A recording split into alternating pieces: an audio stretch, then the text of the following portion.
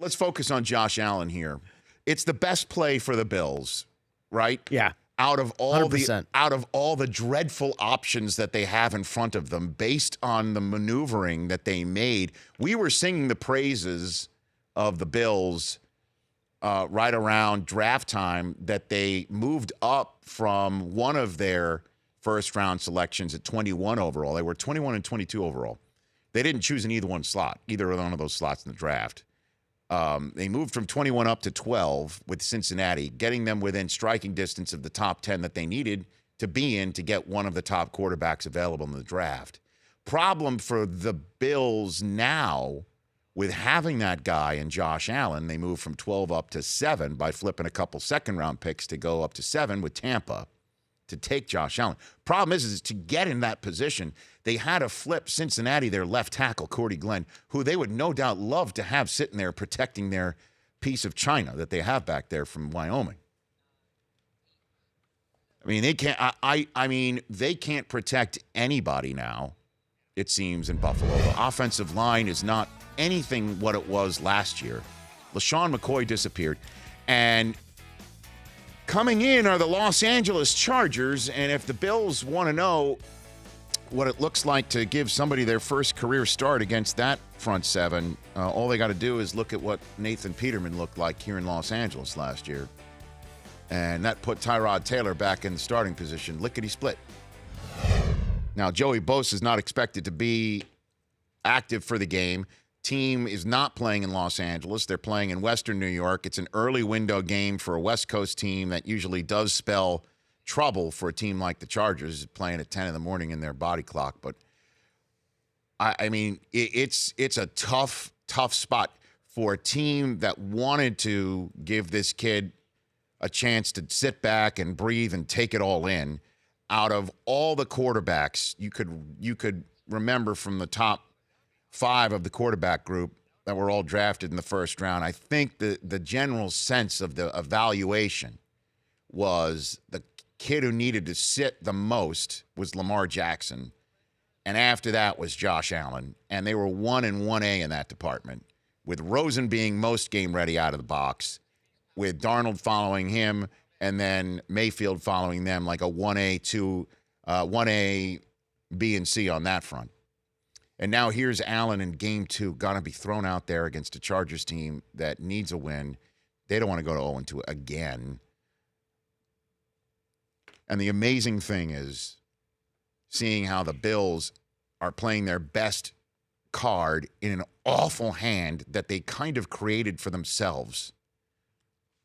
Because A.J. McCarron, I mean, they traded away their bridge quarterback to John Gruden right on the outset of the season.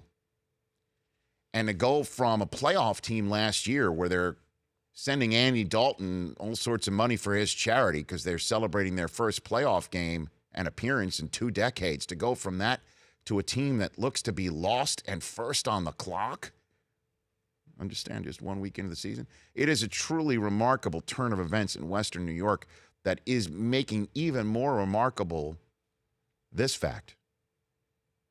Of all the teams that appears to have their quarterback situation right with their rookie quarterback, it's the New York Jets. It's unbelievable. How did that happen? They got it right. They're getting it right. They're playing it right. It happened because the Browns went Browns and took a quarterback they didn't need, number 1 overall, and then the Giants thought short term and took the running back. That's how it happened. Well, and also, right. Do you want to get into the fact? You think are you buying that the Browns and the Giants are lamenting not choosing Sam Bradford after 4 quarters of action? When the season's over, they're going to look really stupid for not taking Sam Darnold. I disagree. Let's see what Mayfield looks like first, please. I'm trying to pound the table to get that kid out there right now. And I feel every single time I do that, I feel bad because Tyrod Taylor's deserving of a shot and a chance, that he is a good quarterback. And from all accounts, including my own personal one, a good dude, good person who deserves good things to happen to him. But how many times do you see like that happening in the National Football League where good people are looking for a good chance and it doesn't happen. And it's happening for them. But the Browns finally may have gotten their first-round choice at quarterback selection right, and they're not playing him. And he's the type of guy that can come out and go to New Orleans and plant a Browns flag right in the 50-yard line. Could do it against the Pittsburgh Steelers. You really think the Browns and the Giants one weekend will be lamenting not choosing Sam Darnold? We were hearing it all throughout the talent evaluation period that Sam Darnold was the best player in the draft. Let's put it this way. Okay, we'll see what Mayfield looks like. And Saquon Barkley has the stage this Sunday that Odell Beckham had a few years ago, Sunday night football. That's right. It was in that stadium. He did that in MetLife, the one-handed grab. But it was on Sunday Night Football. Correct. Right. In this platform where Odell Beckham grabbed a ball with one hand and the whole country had an OMG moment, Saquon Barkley has that platform this Sunday night. Let's revisit this subject, knee-jerk subject. Okay. In a few days. When the Cowboys haven't scored more than 10 points in a game in 5 straight games, when the Cowboys are points challenged, when the Cowboys have all sorts of people wondering if they're going to be a top 10 team on the clock at the draft this year, and I'm one of them. That's how bad it could be in Dallas. Saquon Barkley with that stage Sunday night, let's see what he does. He's special, man. Now, I have man love for him, and I've had it for 2 years watching him play at Penn State. Keegan-Michael Key will come pound the table for him. Yes, but you can get running backs at any point in the draft. Quarterbacks taken in the top 5 change your franchise. A running back doesn't change your franchise. That is true, except for the fact that running backs do change franchises. They can.